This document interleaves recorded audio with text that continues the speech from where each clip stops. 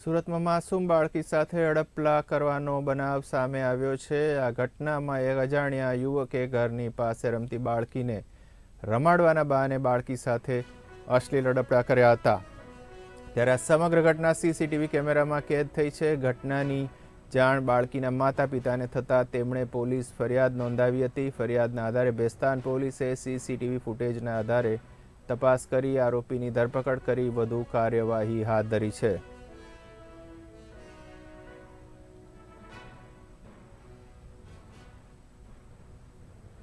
Bhestan police સ્ટેશનમાં બે બાળકીઓ સાથે છેડતી કરનાર અને હડપલા કરનાર એક આરોપી વિરુદ્ધમાં ક્રિમિનલ કેસ દાખલ થયેલો છે।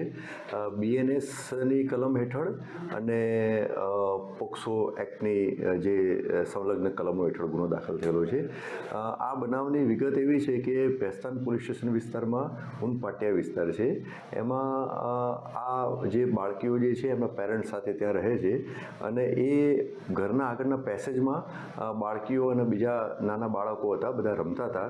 એમાં આ ઈસમ જે છે આરોપી ત્યાં આવી અને આ બાળકીઓ પૈકી બે બાળકીઓ સાથે છેડતી કરી, શારીરિક હડપલા કર્યા। એ અનુસંધાને આ ક્રિમિનલ કેસ દાખલ થયેલો છે।